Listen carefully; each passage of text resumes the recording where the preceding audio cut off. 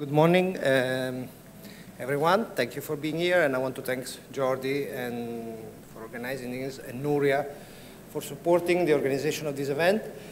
I am here substituting Professor George Gaskell, who asked me to apologize and send his regards to all of you.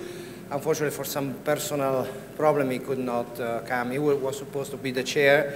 So I'm substituting him, and then at the end I will also give another presentation, so I will have this double role. And by talking about Professor Gaskell, I can introduce a bit the context and the background of why we are here, why we, in the sense as Open Evidence Research Group. Well, in 2011, when myself and Francisco Lupiañez, we were working in the GRC Seville for the European Commission.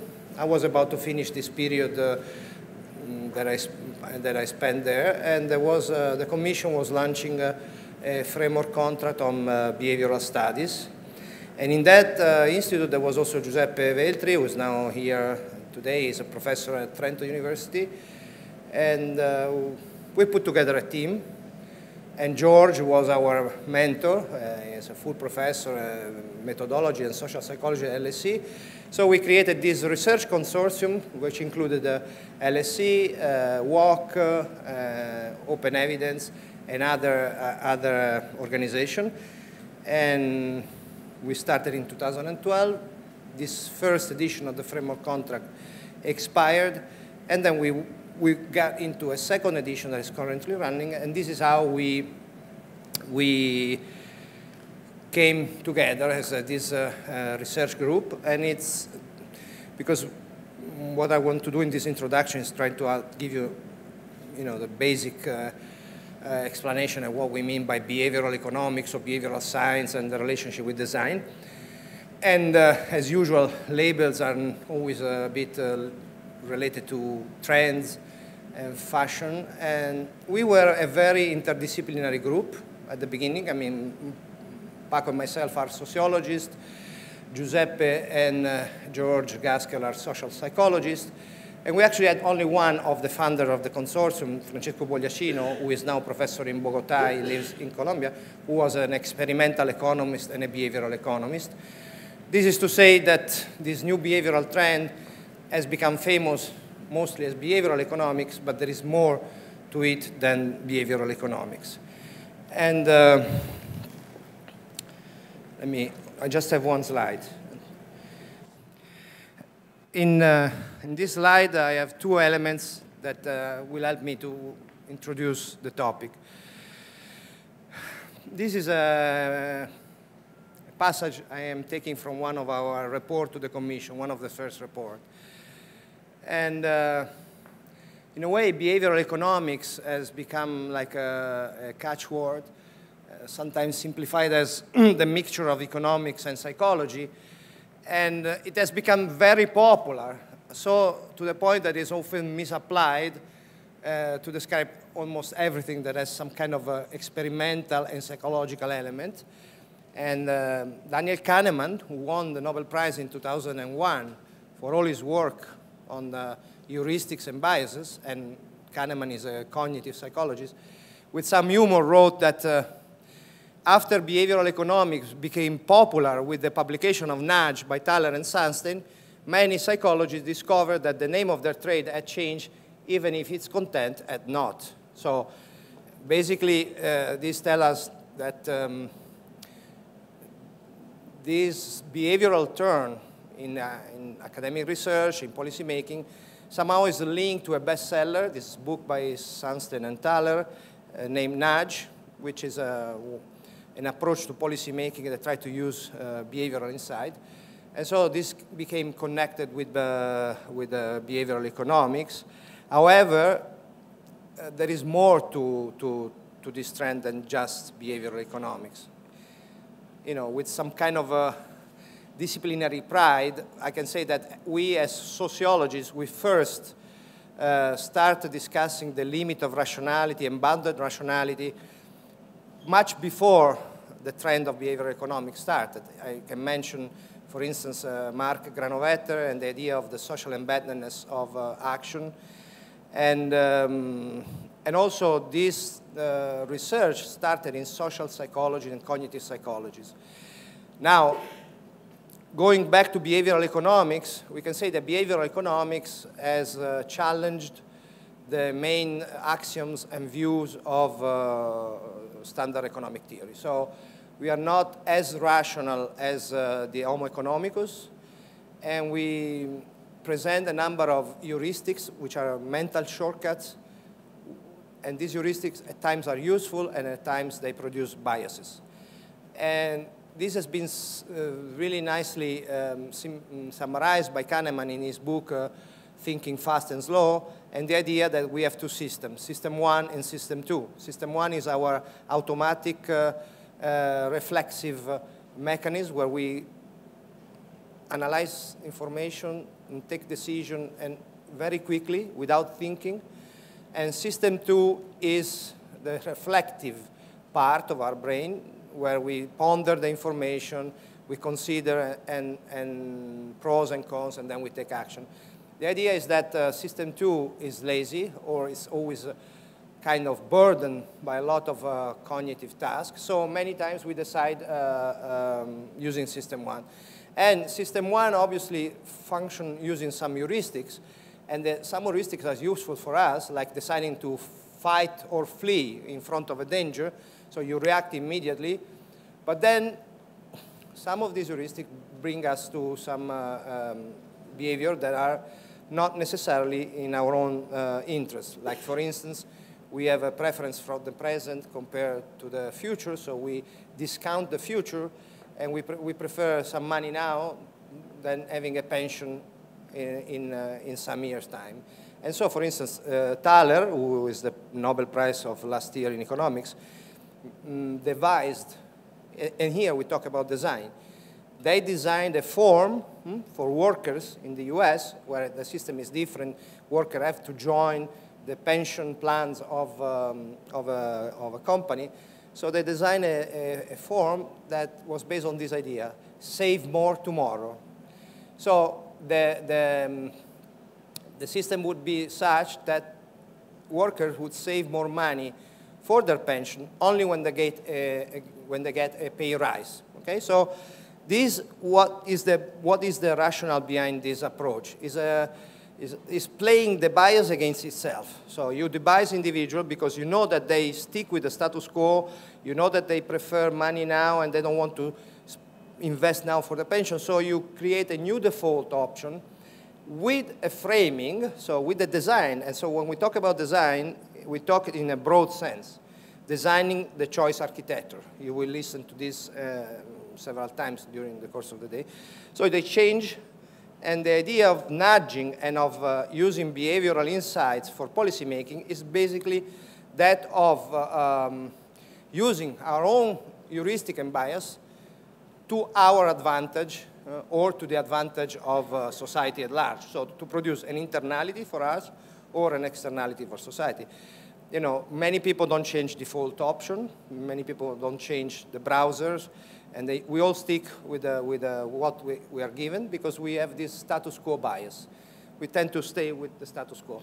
So this, for instance, explains the difference between Germany and Austria about donor of organs. In Germany, it's only 17% donate. In Austria, 87%. Why? Because in one case, you have an opt-in default option, and in one case, you have an opt-out. So in Austria, if you do not opt out, you basically agree to donate your organs.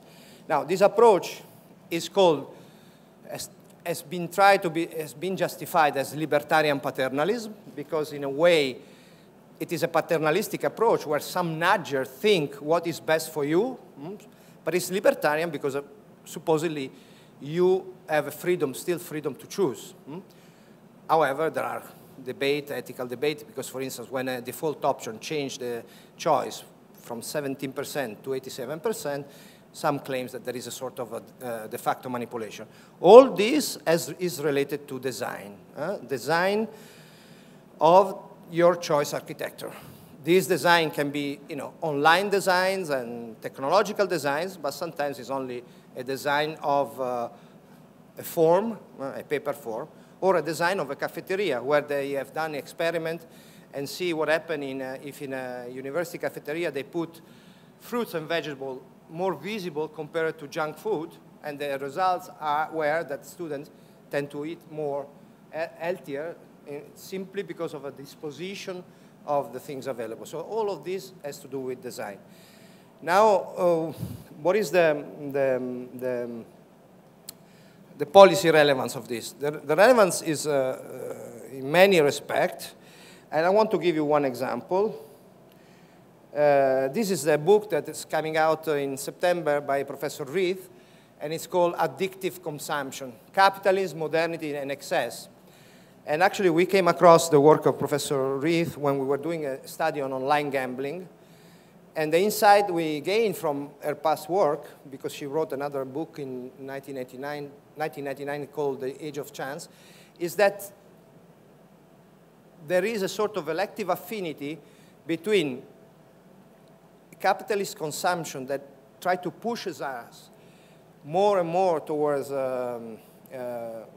unnecessary consumption and to drive us to make the choice that is good for industry, and the design.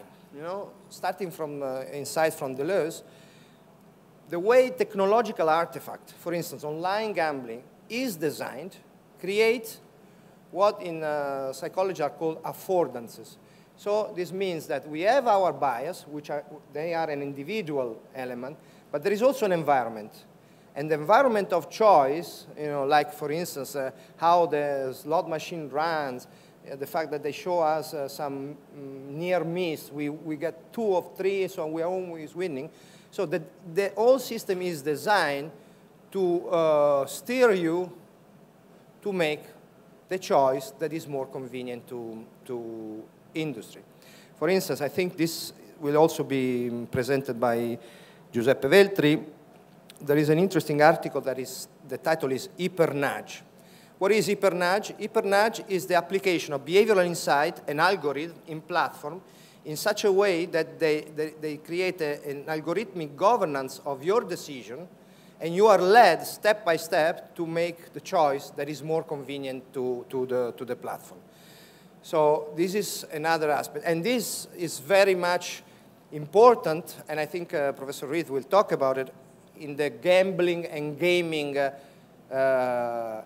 online platform economy, also because we have seen, especially, I mean, in the UK, they are very careful about gambling because it's a very sizable phenomenon. But there is also a convergence between gaming and gambling, which affect minors, children. And at the end, when I do the other presentation, I will talk about the study we did about advertising online to children. So again, design and the relationship of design with our mental mechanism has to do also with the protection, not only of consumer, but also of vulnerable groups like children. So in a way, to sum up, somehow, behavioral design is a new trend, and it's it is at the crossroad of different disciplines. It's not only behavioral economics. It's not only looking at the irrationalities of our behavior, but it's a multidisciplinary. So you can have social psychological approach, cognitive psychology, but also sociological analysis of the industry relation, and also economic, behavioral economics. So you have a spectrum of discipline that studies how our decision-making process is affected by individual elements, but also somehow elements that are part of the environment. So the choice architecture that we face every time we take a decision somehow is part of structure. So in psychology, as I say, they talk about affordances, and these affordances are shaped to a large extent also by design.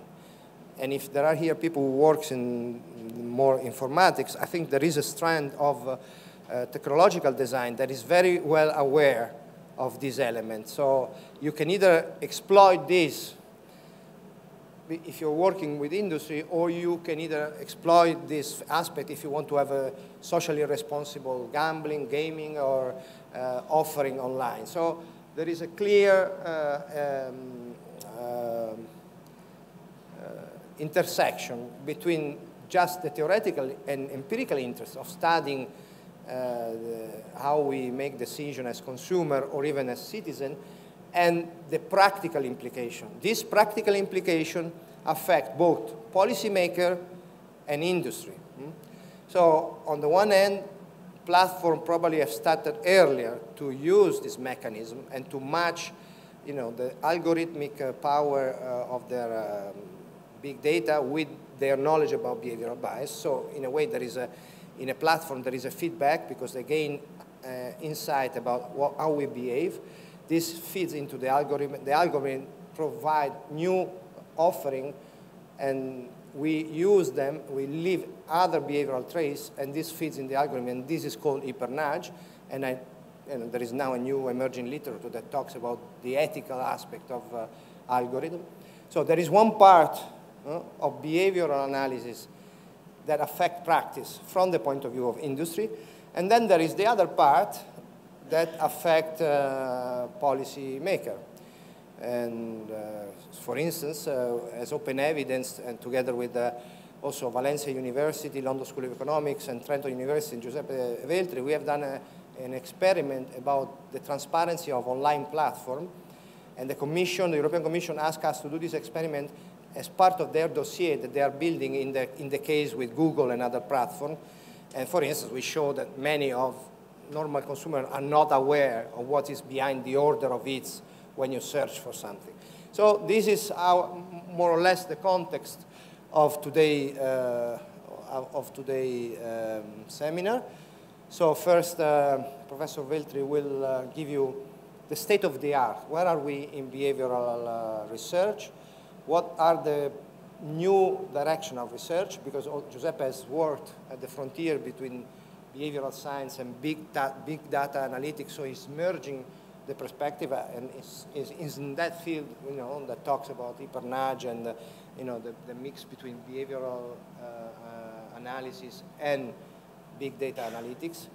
And after that, Professor Reith will talk about the gambling and gaming, the changing landscape of gambling and gaming. She will present some issues that will be object of discussion. She will not talk technically about design, but she will point out some elements that we can discuss. And after that, I will come back and will give you some example of the work we have done for the Commission, the finding we had, the policy implication, and also the difficult relation between science and policy. In our experience with the Commission, it's not always easy to work for policy applied research.